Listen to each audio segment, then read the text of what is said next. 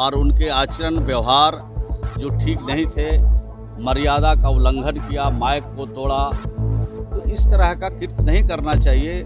संसदीय जीवन में, संसदीय प्रणाली में जिनको भरोसा और विश्वास है, उनको तर्क से किसी बात को काटना चाहिए, तर्क से अपने सवालों का हल कराना चाहिए, बहस करके अपने सवालों का हल कराना चाहिए, नहीं कि माइक उखाड़ करके और टेबल और कुर्सी पटक कर समस्या हल नहीं हो सकती। लालू यादव और राबड़ी देवी का आज कोर्ट में पेशी है। नमस्कार, मेरा नाम उत्कर्ष है। आप लाइव सीरीज देखना शुरू कर चुके हैं। बिहार विधानमंडल का बजट सत्र चल रहा है और ऐसे में लगातार सदन के बाहर बीजेपी जो है वो हंगामा कर रही है, क्योंकि बीते दिन जिस तरीके से बीजेपी विधायक को 2 दिनों के लिए निष्कासित किया गया था दुर्व्यवहार की वजह से, उसके बाद लगातार हंगामा जो है वो बीजेपी के द्वारा किया जा रहा है। और ऐसे में बिहार सरकार के मंत्री श्रवण कुमार कह रहे हैं ऐसे सदन नहीं चलता है कि माइक पटक दिया जाए, माइक तोड़ दिया जाए, टेबल पटक दिया जाए। जो सदन है वो अपने ढंग से चलता है, अपने नियम से चलता है। देखिए तमाम मुद्दे को लेकर क्या कुछ कह रहे हैं बिहार सरकार के मंत्री श्रवण कुमार। सदन के बाहर विपक्ष है तो कौन कहता है रहने के लिए? हम लोग तो नहीं कहते हैं। कानून तो नहीं कहता है कि सदन के बाहर आप रहिए।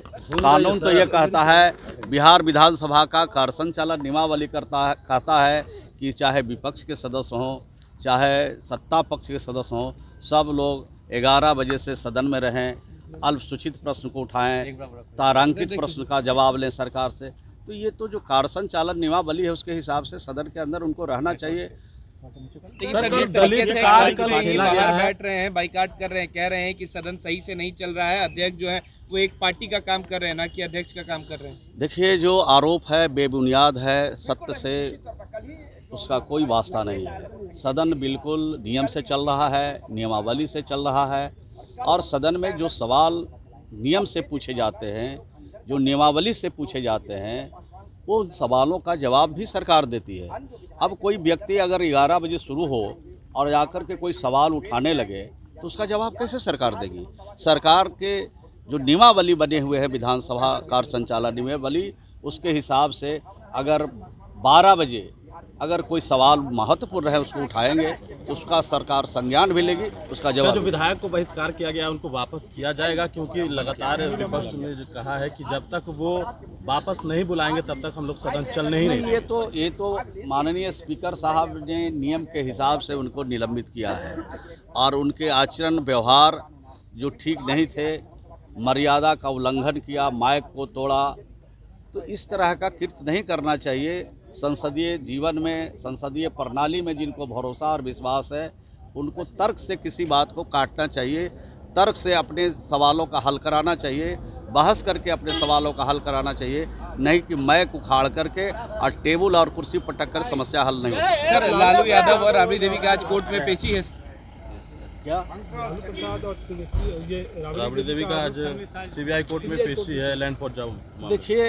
देखिए, जब हम लोग भाजपा से हटते हैं और भाजपा से अलग होते हैं तो इस तरह की लोगों पर कार्रवाई होती है, लेकिन नियम से अगर कोई कार्रवाई हो तो किसी को एतराज़ नहीं है। लेकिन ये कार्रवाई जो हो रही है वो भेदभाव तरीके से हो रहा है, पिक एंड चूज करके हो रहा है। कहाँ भाजपा के किसी नेता के यहाँ छापा पड़ रहा है, कहाँ उनसे कोई पूछताछ हो रहा है?